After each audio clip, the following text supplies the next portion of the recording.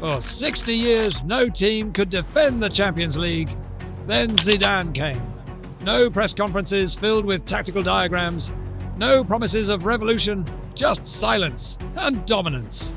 In just 2.5 years, he won 3 straight Champions League titles, brought back the league, and managed egos like a chess master.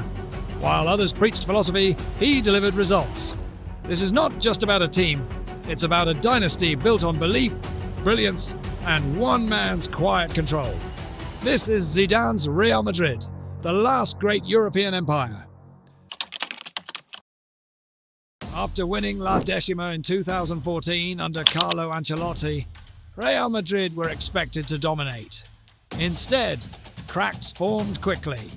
In the 2014-15 season, they burned out.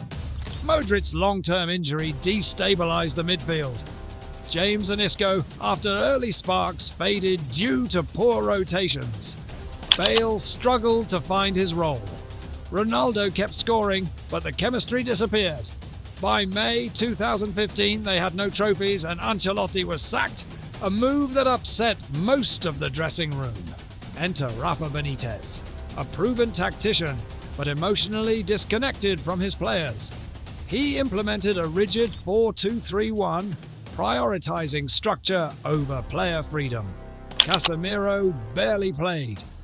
Kroos was forced into a deep pivot role he wasn't suited for. Modric was overworked, the midfield lacked balance, and the defense was constantly exposed, especially when Marcelo and Carvajal pushed forward. Benitez's communication style alienated the squad. Ronaldo and James felt undervalued. Isco dropped in the hierarchy. Matches were uninspiring. Possession felt sterile. Then came the humiliation. A 4-0 loss to Barcelona at the Bernabeu. Fans booed. Iniesta received applause. The club hit rock bottom. Beyond tactics, the soul of the team was missing. Ancelotti's man management had previously masked cracks, but Benitez's cold, rigid approach made them visible. He tried to install video analysis sessions and stricter training, but senior players rejected the micromanagement. Ronaldo reportedly said, "We need a leader, not a scientist." Florentino Perez reacted, not with logic, but with instinct. In January 2016, he appointed Zinedine Zidane, then Castilla coach, as first-team manager. No elite experience, but the respect of the locker room and the heart of the club in his chest. Zidane wasn't just a tactical reset, he was a spiritual revival. Zidane's first success was emotional reconnection. He relaxed training sessions, restored hierarchy, and rebuilt belief. Players played with smiles again. But tactically, Zidane immediately made bold decisions. He reinstalled the 4-3-3 with a critical tweak. Casemiro became the foundation. Zidane saw that without a natural anchor, Madrid's midfield was vulnerable. Casemiro's positioning, interceptions, and awareness allowed Kroos and Modric to advance higher. This shift restored the team's vertical compactness. The space between lines shrank. Counter-attacks became harder to execute against them. Kroos now had the license to dictate tempo from the left half space. He recycled possession at an elite level, over 90% pass accuracy, but also advanced the ball into dangerous areas. Modric, free from excessive defensive burdens, became the link between defense and attack. His press resistance allowed Madrid to escape pressure and reset attacks fluidly. Up front, Zidane preserved the BBC, Bale, Benzema, and Cristiano, but he altered their roles. Ronaldo was allowed to drift more centrally, minimizing defensive work and preserving his energy for the box. Benzema became the facilitator, linking play, dragging defenders, and creating overloads. Bale was used as the direct outlet, stretching defenses vertically. Zidane also placed trust in his veterans. Pepe and Ramos, reunited at centre-back, brought leadership. Marcelo became a central figure in ball progression, often drifting into midfield. Carvajal operated as both full-back and wide midfielder. Real structure wasn't rigid. It adapted based on phase of play. Madrid won 12 straight La Liga matches to finish the season, falling just 1 point short of Barcelona. The Champions League became their true proving ground. Against Wolfsburg, they lost 2-0 in Germany. The media wrote them off. Zidane didn't panic. In the return leg, Madrid pressed high, won the ball in advanced zones, and Ronaldo scored a most perfect hat-trick. Header, rebound, free kick, 3-0, comeback complete. In the semi-final versus Manchester City, Zidane's compact shape suffocated City's build-up. He instructed the team to prevent vertical passing lanes and force City wide. Madrid won 1-0 over 2 legs, reaching the final. The final versus Atletico was a physical, tactical war. Zidane started Casemiro to battle Atletico's second balls. Madrid took an early lead, but Atletico pushed back. After 120 minutes, it went to penalties. Every Madrid player scored. Ronaldo finished the 5th. Zidane, just 5 months in, delivered the Champions League. But more than that, he restored Madrid's identity. Madrid's players no longer doubted themselves, and the rest of Europe started to fear them again.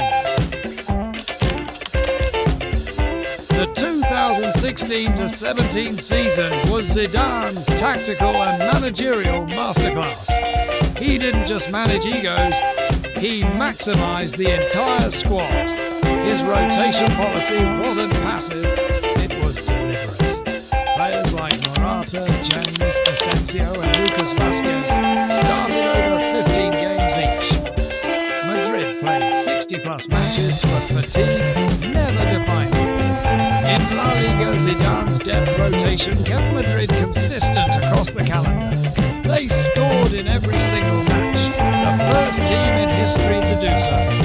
Morata and James often carried the team in domestic fixtures while Ronaldo was rested for the Champions League. The crucial moment came in the final stretch.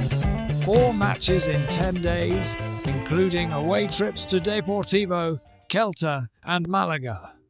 Madrid won them all, with Ronaldo scoring 5 in the final 3 games. They finished with 93 points and ended a 5-year league drought. Zidane alternated between a 4-3-3 and a 4-4-2 diamond, depending on opponent structure. The diamond emerged when Bale was injured. Isco was deployed as a free-roaming number 10.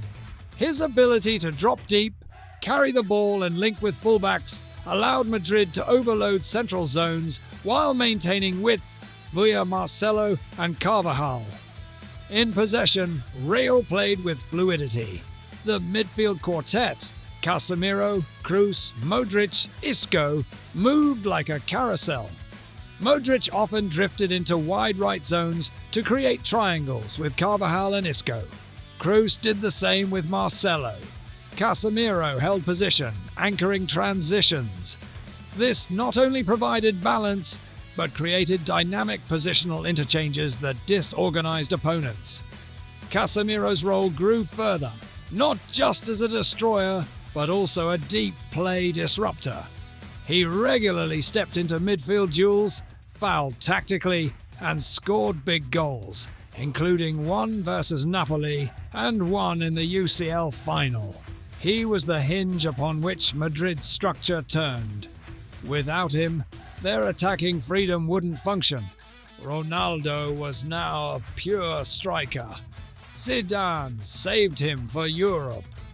In La Liga, he often sat out, but in the UCL knockouts, he was unstoppable. 5 goals versus Bayern, hat-trick versus Atletico, 2 goals versus Juventus in the final. The UCL's run showcased tactical adaptability. Against Bayern, Madrid absorbed pressure, then exploded in transition. Against Atletico, they pressed high in the first leg, scoring 3 early. In the second, they sat deeper, playing positional football to control tempo. The final in Cardiff against Juventus, the best defence in Europe, became a showcase. Madrid used a hybrid shape, a narrow diamond in possession, with Isco, but wide overloads via Marcelo and Carvajal. Kroos and Modric controlled the rhythm. Casemiro scored a vital long-range deflected goal. Ronaldo finished with 2. 4-1. The most dominant final since Milan '94. Madrid became the first club to defend the Champions League. Zidane had now won everything, and he made it look effortless. By 2017-18, cracks showed in La Liga. The team had aged. Motivation dipped. Madrid finished third, far behind Barcelona. But Europe was sacred ground. Zidane stuck to his formula: rest, trust, timing. Isco was again key in tight games. Ronaldo, managed carefully, was fresh when needed. Marcelo became an auxiliary playmaker. Bale drifted in and out. But when big nights came, Madrid were ready. PSG were outplayed. Zidane kept his midfield tight, pressed in waves, and exposed PSG's lack of control. Ronaldo scored 3 across 2 legs. Juventus were shocked in Turin. Ronaldo's bicycle kick was not just athletic, it was perfectly timed. Even Juve fans stood to applaud. Madrid nearly collapsed in the return leg, but survived via a Ronaldo penalty in the 94th minute. Bayern dominated XG in both legs, but Madrid defended heroically. Navas produced 8 saves. Lucas Vázquez filled in at right back. Ramos led. Then came Kiev.